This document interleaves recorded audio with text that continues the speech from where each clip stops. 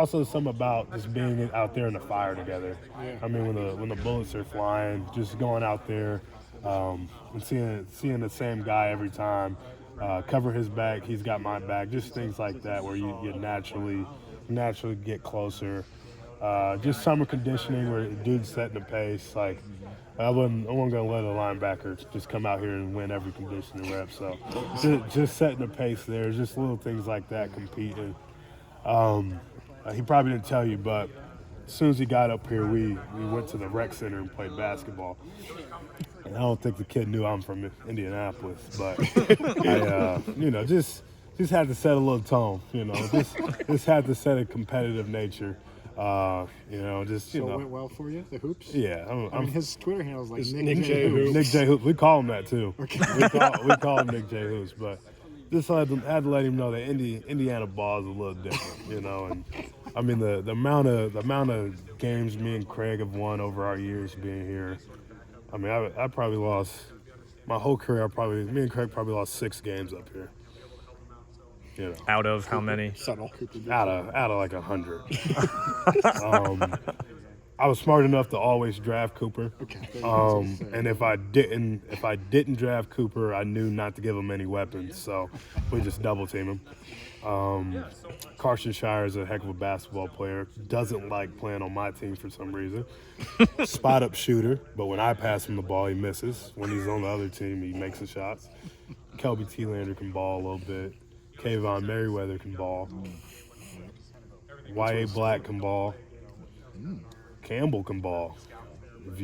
State champ. If we're not doing any fouls, obviously. If everybody gets unlimited calls. But yeah, definitely. Shoot, basketball. I'm gonna miss that. I'm gonna miss the rec, I guess. Yeah. Who's the best player? Was it Cooper? No, it was me. That's the whole story. Yeah, don't get me wrong. Cooper's a heck of a player, but can he go down there and bang with the bigger guys? Like, you know what I mean? Those tight ends. Like, is he going down there? Can he guard a Lachey? Fast break, dunk, all that. Shooting threes, yeah. Easy stuff, right? The guys who can play 1 through 4 in my book are more valuable.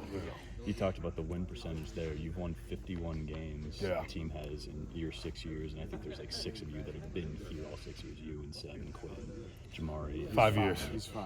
5. Oh yeah, but you've been a part of success. Just coming in as a kid from Indy, looking for a spot to win that many games.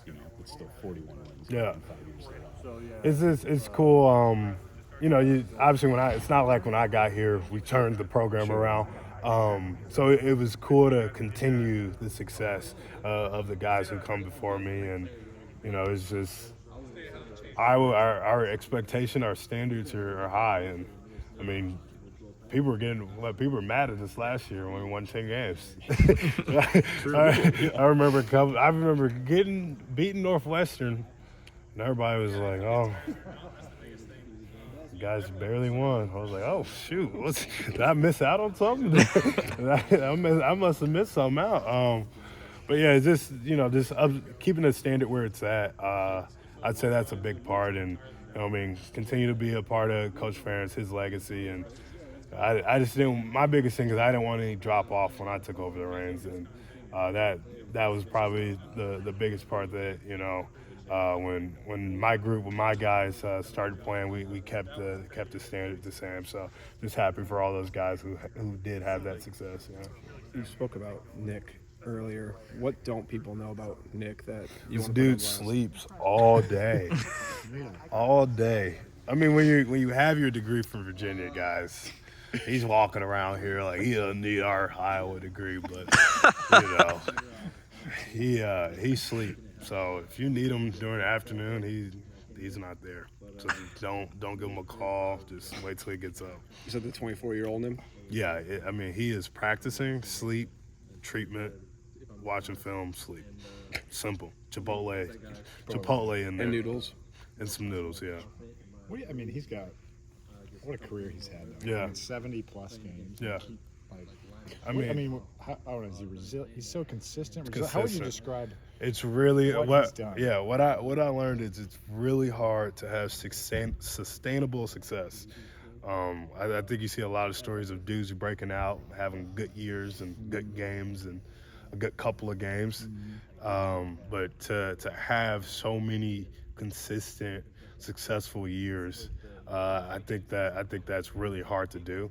I mean, if I was a scout, I'd be like, well, the guy's proven every single year, what he can do and how consistent he's going to be. So I think that only helps him move into the next level. Just his durability and the kid can fly too. Like I think he's gonna move a little bit. I mean, those down south dudes, they can roll a little bit.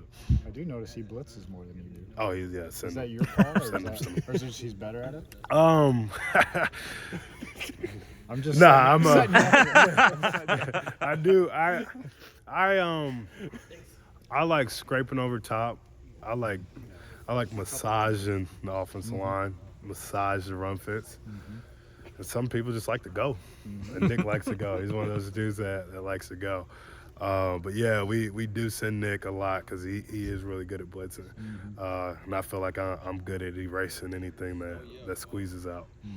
Jay, for all the talk of opting out and stuff like that around college football, something that I've continued to hear is that you're just chomping at the bit, even with this injury, to get back on the field. Is that a product of just like who you are, your parents, coaching? Like, where does that come from? Yeah, I'd say some of that, and just also the culture we have in the linebacker room. I mean, our Buckets winner played every game that year, so if that guy's playing, little old me probably should play. I think that should be for everybody. But just this leadership perspective that we play a part in. I just want to set a good example for guys after me. Just be a positive example. I think if you let too much of it start, it kind of trickles down to the seniors after you. So I just want to be a good example, help the coaches out, and but I don't know. There's something about just going out there and playing. You never know what's gonna happen. Like I sit out that Maryland game, I had that ball. Llewellyn doesn't tip the ball right to me. Like you know what I mean. So you never anything can happen. Any opportunity that I get to play, I'm gonna take it. I mean these games are numbered. You know your football career it's not an infinite thing. It's not like I'll get another game on the back end. Coach Ferentz usually says your last game is not when you expect it in football. And I mean, if you're Tom Brady and you're one of those guys, that's a different subject. But obviously, there's not a lot of guys like that. But if my last game is upon me and I don't know, I'm gonna make sure every game I'm eligible to play and I'm gonna play. Is your dad pretty sad that Hawkeye career is coming to an end? Yeah, he's definitely sad. Hopefully he understands how hard it is to get in the NFL and stay in the NFL. So he can't just be all outright diehard, right away, and I get traded or something, or I go join somebody else's practice squad. It'd be hard for his Twitter account to recover if he's hopping from team to team every week. So. Jay, I apologize if this comes across as just bad, but obviously the Buckets Award finalists came out. There's a lot of statistical categories that I think myself and a lot of other people felt like you fit the bill to at least be a finalist. I guess, do you have any thoughts about not being named a finalist, or just kind of? It's all right because that if I played for that committee, if that's the reason I took the field, then I'd be pretty crushed, but. I'm playing for my mom and dad, good old Roy. I'm playing for my girlfriend. I'm playing for everyone who believes in me. So if those people tell me I'm a solid linebacker who's not too bad, then I'm still happy. Fan base seemed pretty upset that you didn't. I did see someone said I was the People's Buckets. I'll take the People's Buckets.